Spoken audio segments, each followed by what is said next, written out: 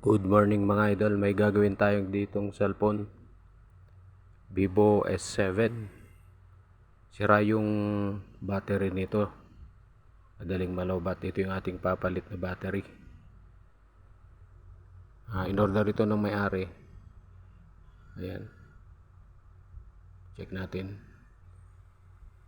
Ayan. So bubuksan na natin ito mga idol. Tanggalin natin yung SIM tray para mailabas natin, matanggal natin itong kanyang back cover at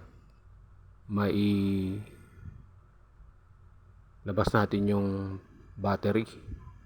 Sa pagtanggal nito mga idol, dahan-dahan lang i-insert natin yung ating at dahan-dahan i-slide para matanggal yung mga lock nung kanyang back cover.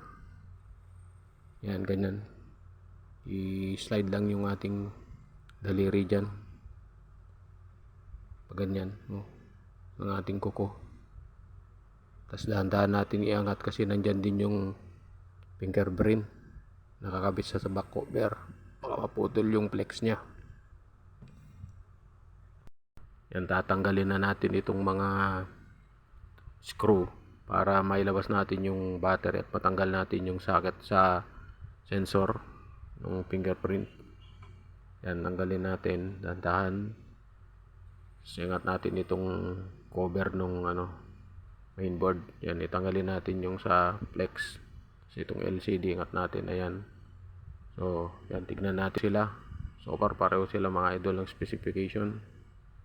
Ayan. So ilagay na natin yung strip holder, no. Ito yung hinahawakan para iangat, no.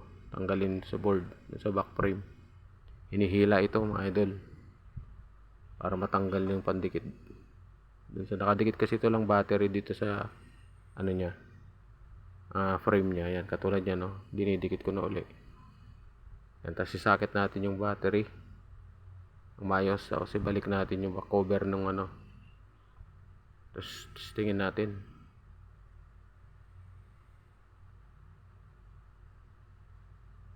Yan, so far okay naman, maayos naman yung nagsumindi na siya mga idol. Gagawin natin, testing natin. Yan, test natin na maigi kung okay yung touch nya, maging yung kanyang battery life, kung hindi nagbabawas mabilis. Ayan, okay naman so far, ayos. So ibalik na natin itong isakit natin ulit yung flex. So ibalik natin yung cover, ibalik natin yung mga screw. Yan, lahat ng screw ibalik natin mga idol para pantay. Tapos isarado na natin ito. Ayan, sarado na natin. Yan, ilock natin ulit. Tapos i-double check natin. Double check natin yung Ayan, okay naman. Okay na yung pagkakaayos. Ayan, tingnan natin ulit. Balik na natin yung SIM card. Tapos yan, double check ulit, test. Yan, matatapos na tayo dito mga idol. Maraming salamat po sa inyo sa walang sawang pagtangkilik po sa mga video ng aking upload.